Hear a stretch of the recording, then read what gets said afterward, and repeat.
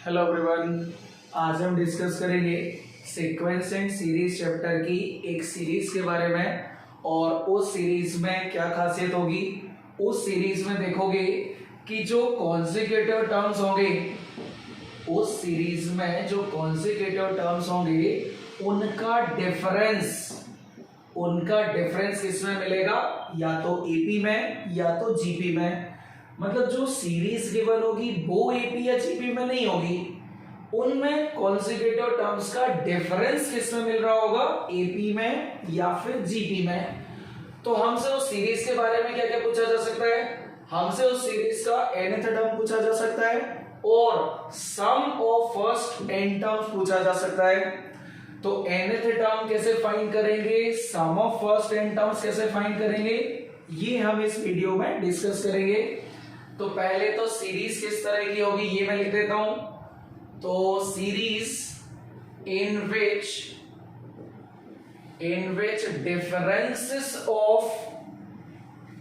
which differences of consecutive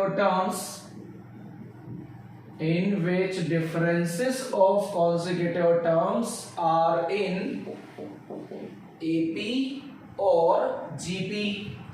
मतलब एक ऐसी सीरीज का nth टर्म और उसका सम ऑफ n टर्म्स फाइंड करना है जिनमें कॉन्सेक्यूटिव टर्म्स का डिफरेंस AP या GP में हो।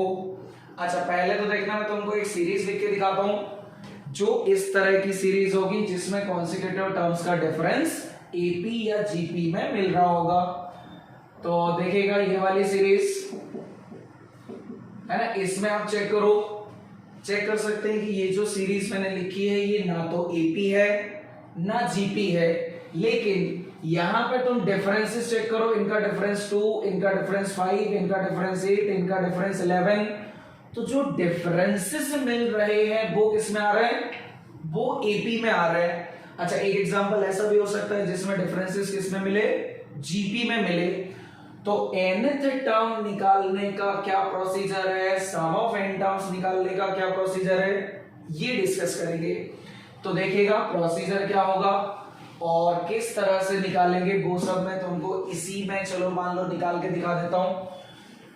तो मान लो suppose question is find nth term and sum of first n terms of the series, है ना। एंड सीरीज है 3, 5, 10, 18, 29 dash dash dash.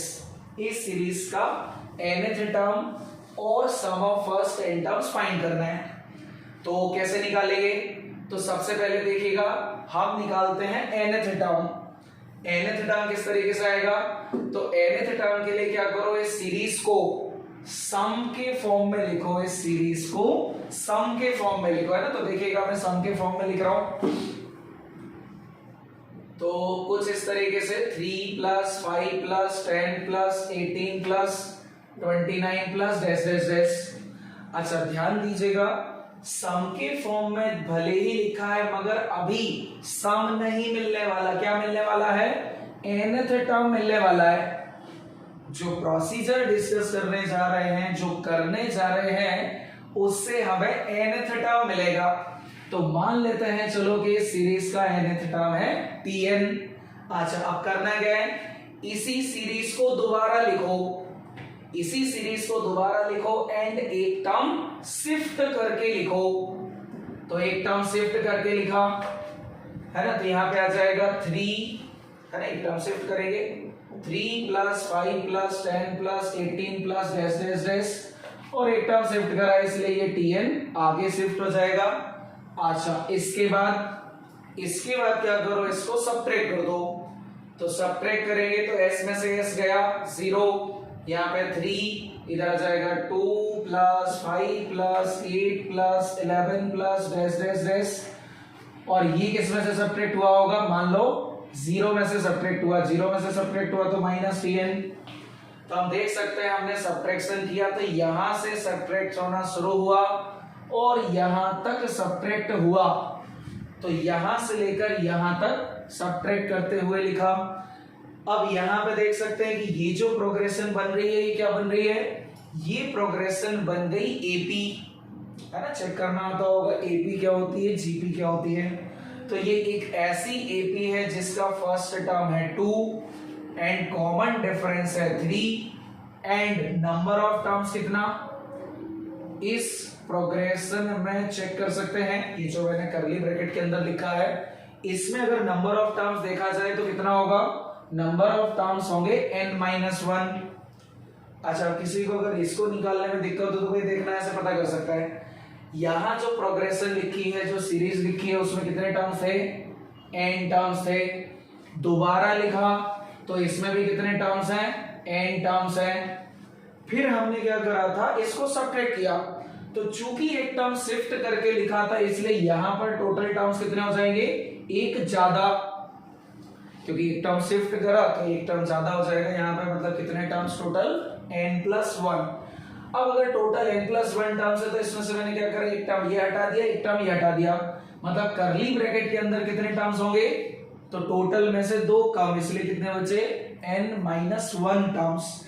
And AP का सम सभी जानते होंगे, इस tn को इधर ले आओ तो tn = आ जाएगा 3 प्लस, और इसको ऐड कर लो, है ना, एपी का फॉर्मूला सभी जानते होंगे, तो ये बनेगा n-1/2 इंटू 2a मतलब 4 प्लस n-1, और n की जगह n-1 इसलिए n-2 हो जाएगा, इंटू d का मतलब 3, है ना। एंड इसको ऐड कर लेंगे तो क्या मिल जाएगा, nth टर्म हमें यहाँ पे मिल जाएगा, और यहाँ पे आ गया 3 प्लस n-1 अपॉन में 2 है, और इस ब्रैकेट को और सॉल्व कर लेंगे तो 3n-6 मतलब फाइनली 3n-2, है ना। फिर एलसीएम लेना सभी जानते हैं भाई, तो कैलकुलेशन मैं ना कर रहा, कैलकुलेशन आप लोग कर लीजिएगा, इससे हमें nth टर्म मिल जाएगा। तो ये जो प्रोसीजर डिस्कस करा, ये प्रोसीजर था nth टर्म फाइंड करने का। अच्छा, सम निकालना हो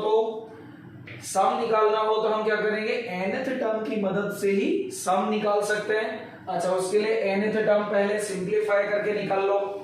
तो देखिएगा, मैं थोड़ा सा डायरेक्ट लिख दे रहा हूं कि जब हम nth टर्म को सिंप्लीफाई करके निकालेंगे तो क्या आएगा, इधर से आ जाएगा 3n², फिर 3n और 2n आ जाएगा 5n, तो माइनस का 5n, और 6 प्लस 2 हो जाएगा 8 एंड डिवाइडेड बाय 2।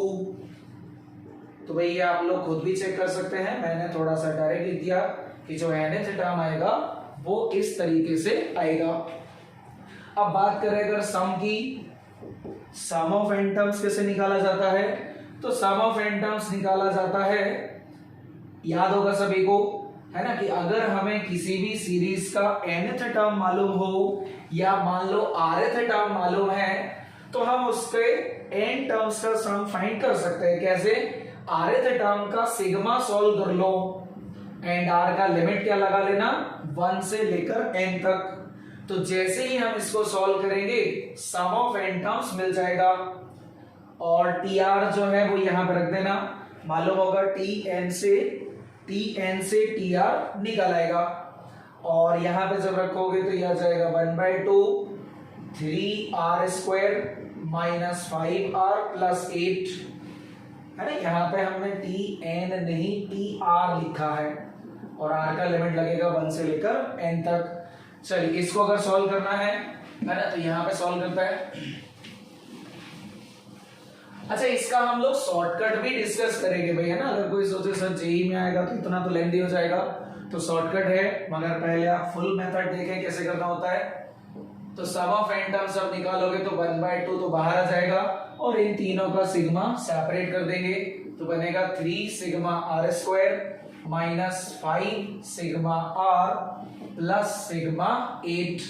सभी में r का लिमिट क्या रहेगा, 1 से लेकर n तक, सभी में लिमिट रहेगा r का 1 से लेकर n तक।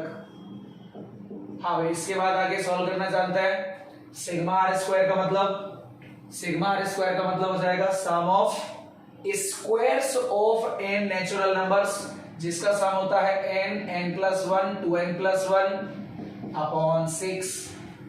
हाँ भाई, सिग्मा r का मतलब सम ऑफ n नेचुरल नंबर्स, तो नेचुरल नंबर का सम ऐसा आ जाएगा n+1/2, और सिग्मा 8 बन जाएगा 8n। एंड कैलकुलेशन सभी को आती है, इसको सिंप्लीफाई कर ले। This is sum of first n terms.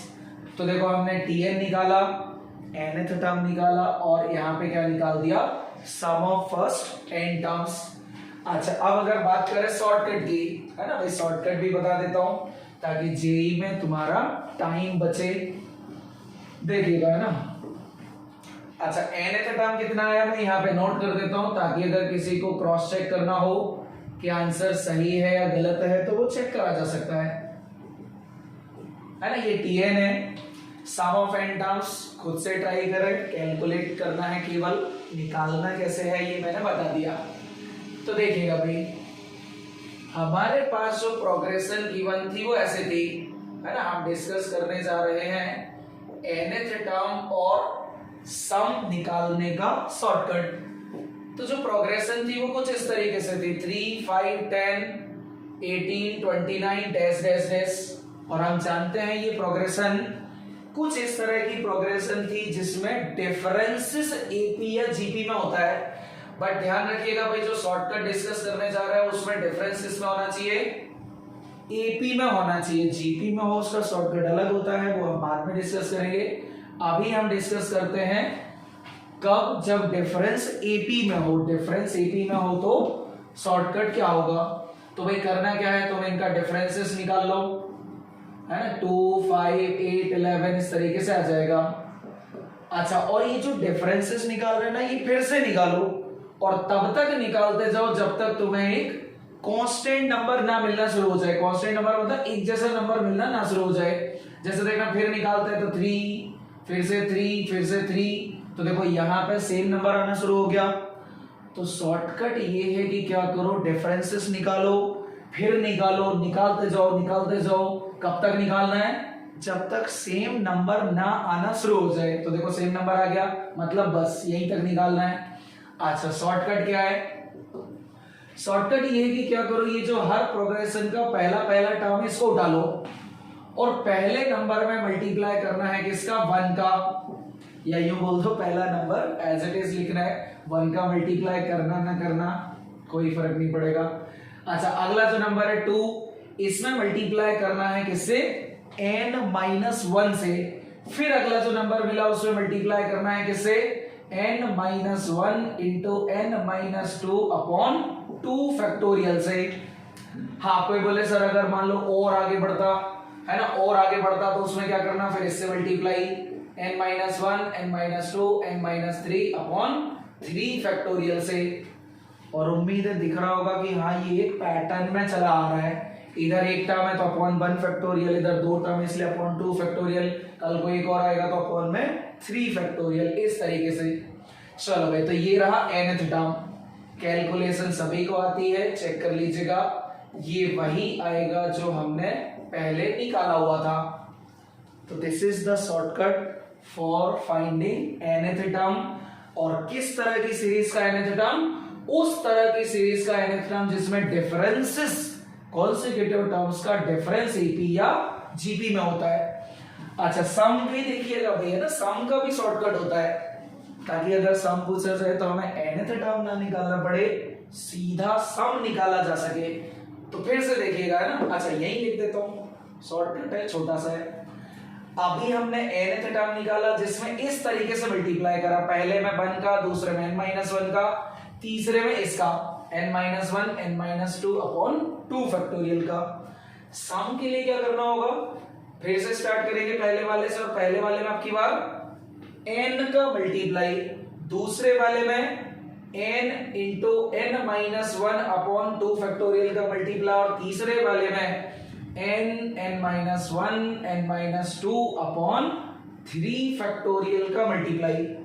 3 term इसलिए डिवाइड बाय 3 फैक्टोरियल, 2 टर्म इसलिए डिवाइड बाय 2 फैक्टोरियल, है ना। और इसको चेक कर सकते हो, इसको चेक कर सकते हैं, इसका सम यही वही होगा जो हमने पहले निकाला था, है ना। तो ये रहा भाई शॉर्टकट। जब भी क्वेश्चन आएगा शॉर्टकट से nth टर्म निकाला जा सकता है और सम भी निकाला जा सकता है।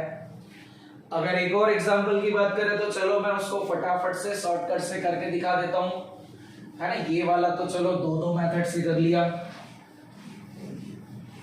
अच्छा, इन सीरीज को सॉल्व करने के और भी मेथड हो सकते हैं, मगर मेरे according this is one of the best method, जिसको नाम दिया हमने शॉर्टकट मेथड। अच्छा देखिएगा भाई, एक और एग्जांपल लिख रहा हूं, और मान लो यहाँ पे लिखा है 2 + 5 + 11 + 20 + 32 डैश डैश डैश। सपोज इस सीरीज का nth टर्म चाहिए, तो भाई क्या करो, देखो इसको फिर से ऐसे लिखो, है ना, और शॉर्टकट से निकालने जा रहे हैं।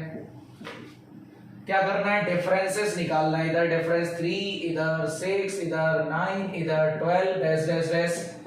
तो भाई चेक कर सकते हैं, यहाँ पे EP बन रही है, हाँ, बट हमें फिर से डिफरेंस निकालना है, क्योंकि तब तक निकालते जाना होता है जब तक सेम नंबर ना मिलना शुरू हो जाए।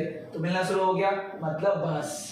अब क्या करना है, nth टर्म के लिए पहले नंबर को उठाओ, पहले नंबर में 1 का मल्टीप्लाई, दूसरे में n-1 का मल्टीप्लाई, तीसरे में n-1 n-2 अपॉन 2 फैक्टोरियल का multiply. This is your nth term. Sum की बात करें अगर, तो फिर से वही, पहले नंबर को उठाओ, उसमें n का मल्टीप्लाई, दूसरे में 3 इंटू n-1 अपॉन 2 फैक्टोरियल का मल्टीप्लाई, और अगले में n-1 n-2 अपॉन 3 फैक्टोरियल का मल्टीप्लाई। तो देखो हमारे पास तुरंत, आई थिंक प्रैक्टिस कर लोगे तो विद इन 30 सेकेंड हम nth टर्म और सम ऑफ n टर्म्स लिख सकते हैं, सॉल्व कर सकते हैं। हाँ, कोई ये सोचे सर nth टर्म नहीं पूछा गया, हमसे 40वां टर्म पूछा गया, तो ये तो बहुत ही आसान है। क्या करना, 40th टर्म पूछा है, n की जगह 40 रख दो। सम ऑफ 30 टर्म्स पूछा जा रहा है, तो इसमें n की जगह 30 रख दो, एंड कैलकुलेशन हम कर ही सकते हैं। चलिए, तो हमने डिस्कस किया उस सीरीज का nth टर्म और सम ऑफ n टर्म्स निकालना जिसमें डिफरेंसेस, किसका डिफरेंस, कॉन्जिक्यूटिव टर्म्स का डिफरेंस AP या GP में होता है। ठीक, चलिए नेक्स्ट में डिस्कस करेंगे दूसरी सीरीज।